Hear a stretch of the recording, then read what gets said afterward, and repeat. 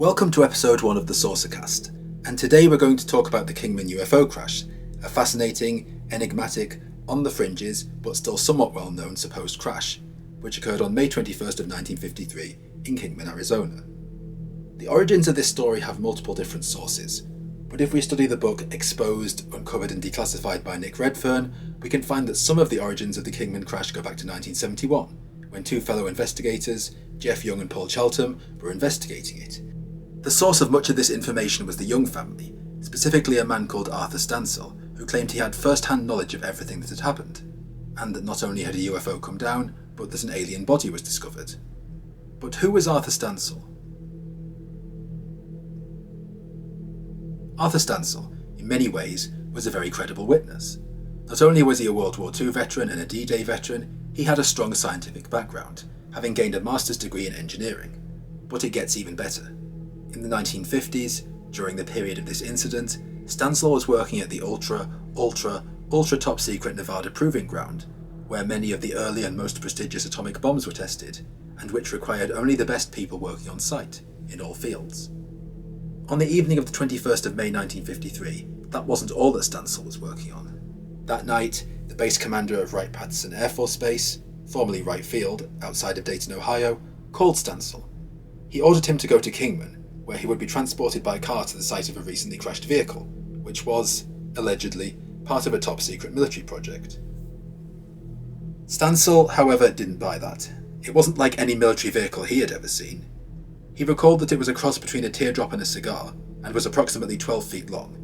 And even better, or worse, was the remains of the alien within the craft, which he described as around 4 feet tall, with dark skin and facial features that were, although humanoid, not like a human being's. It had large eyes, wore a silvery one-piece suit, and was clearly dead. Also dead, however, was the investigation, until it wasn't. In 1973, an article in the Middlesex News appeared on all this, which caught the attention of UFO investigator Raymond Fowler, who also began investigating. And it was then that the basis for there having been a crash grew stronger.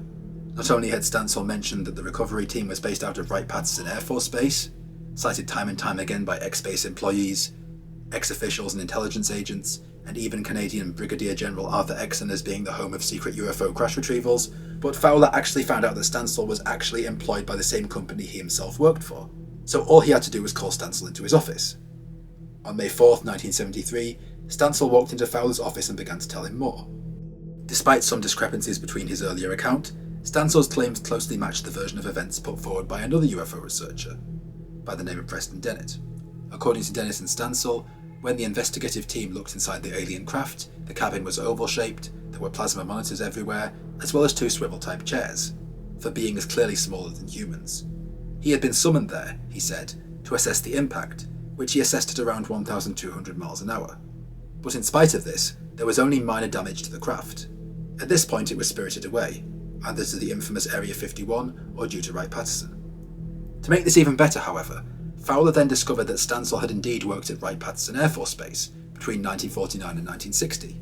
And what's more, many of those departments and programs were indeed the kind that would have dealt with recovered things designated military vehicles, such as extraterrestrial spacecraft.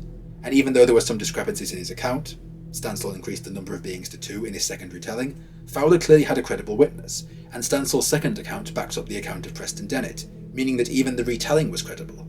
And so other people began to approach Fowler too, further backing up Stansel's accounts, which seemed to come from a place of bravery, given that Stansel had signed an NDA swearing him to secrecy.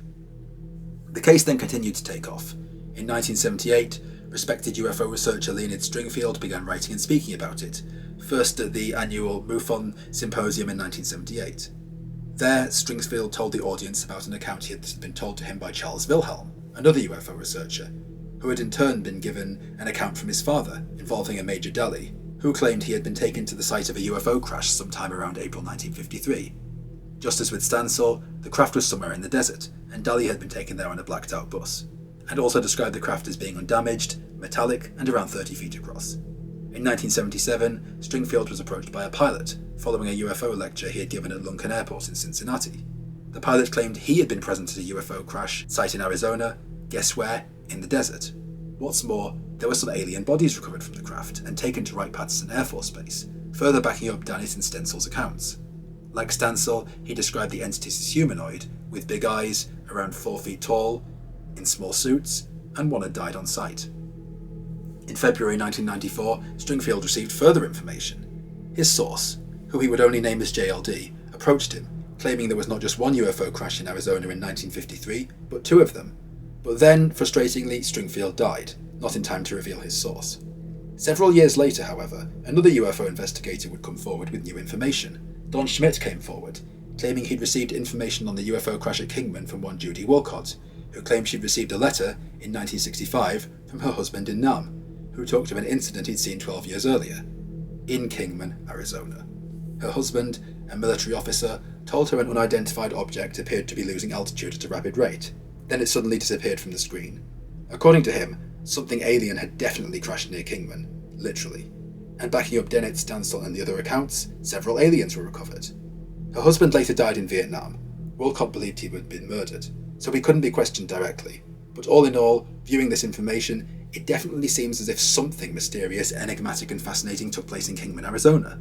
Something backed up by a lot of accounts, and leaked local government documents, redacted, claim a quote, UAP crash-landed in this location in 1953 and was covered up, because it would startle the public as to what the government had discovered and recovered from the desert, on May 21st, 1953. In addition, yet another witness came forward, Bill Uhaus, an ex-engineer who claims he worked on secret projects in Area 51. He claimed that not only did the government have crashed alien craft, but living aliens themselves, and that some of the technology came from Kingman in 1953. And he echoes Stansel. Several aliens were recovered, one survived, but died later.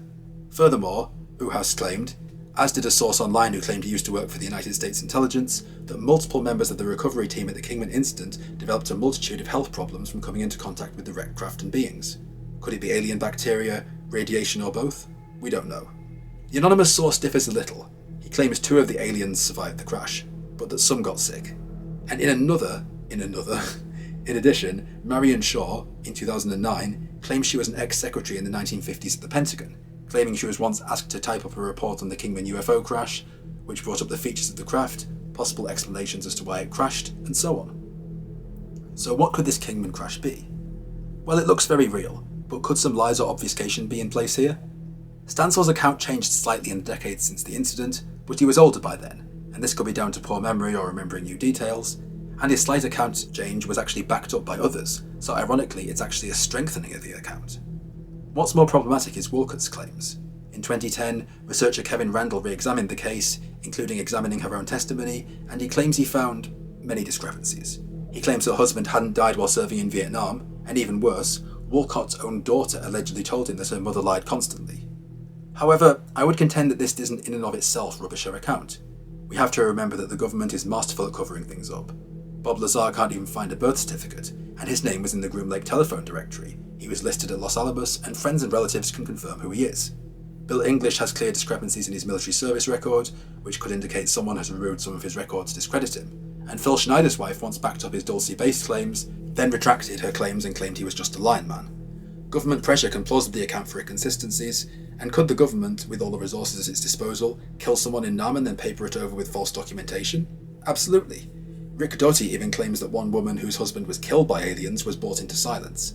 Then again, it is Rick Doty, so take that for what you will, because there is of course the possibility that this was planted disinformation, and that very same Rick Doty would know.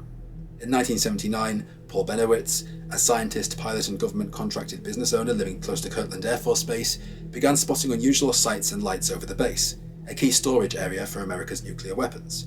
He began photographing them, monitoring them and documenting them, amazingly, often using his own equipment that he had made himself. Paul, a very patriotic man, contacted the base and informed them of what he was doing. They put him in contact with Air Force Intelligence Officer Richard Doty, and the Air Force, for all intents and purposes, was working with Paul. Paul believed it was aliens due to the incredibly unusual frequencies and things he was seeing, and the Air Force confirmed this. Looks like you're onto something, Paul. This is amazing, Paul. Can we have the photos, Paul? Benowitz, due to the pressure of believing aliens were plotting against the United States, and that they in particular had an underground base near Dulce, New Mexico, eventually went loopy and had to be put in an asylum to restore his mental stability. And afterward, it turned out that Doty, and supposedly respectable UFO researcher Bill Moore, had been feeding Paul Benowitz disinformation. The Air Force, under the guise of assisting him, had been disinforming him. Because, Doty claimed, he had stumbled onto a classified military program and the Air Force was spooked. So they helped Paul believe that aliens were involved, they had an underground base near Dulce, they planted props and used all kinds of big or little clues to make him believe it. Now, of course, there's debate about this. Many people claim there really are aliens underground near Dulce, that Doty was faking aliens to hide real aliens, but that's a whole other discussion for a whole other time. The point is, could it be that the Air Force or some other government agency wanted to conceal some kind of experiment or program? Linked to this, some people have suggested it was a QF-80 aircraft that was remotely piloted and had a chimpanzee in the cockpit, as part of tests related to the nuclear weapons program. But to be honest, I don't really buy this. I believe all these trained experts and soldiers would very, very clearly know the difference between a rocket aircraft and a monkey. One researcher, named Redfern, thinks if the wings broke off, it could look like a cigar-shaped object, but that is once again completely incongruent with all that the witnesses saw. A smooth, rounded object without gouges, marks, potholes or windows, very silvery and with no breakages at all. And I think the final nail in the coffin of the debunking of this as a mere monkey is the testimony of an anonymous guard stationed at Wright-Patterson in 1953, who said that one day strange crates were delivered with wreckage inside that had symbols all over that resembled Sanskrit. Smooth, durable, unbending, exactly like at Roswell. 3 dead aliens came too, 4 feet tall in silver suits, with large head and eyes. Dr. Robert Sarbacher, a government worker who claimed he examined aliens like these from crashes in the 40s and 50s, backed this up, claiming they were constructed like certain insects we have observed on Earth, wherein because of the low mass, the inertial forces involved in the operating of these instruments would be quite low. Overall, in conclusion, I very much think that the Kingman UFO crash happened, it's real and that it's being covered up. I think it's one of many, from Roswell in 1997 to Virginia in 1996, and crashes that will hopefully come to light soon. But what do you guys think? Have you heard any information about these things? Do you know anyone who does? Maybe one of your relatives was around Kingman in that era? Please post that in the comments section below. I sometimes get fascinating insights from people on my videos. Next time, we'll cover the 1947 Roswell crash. Thank you for tuning into episode 1.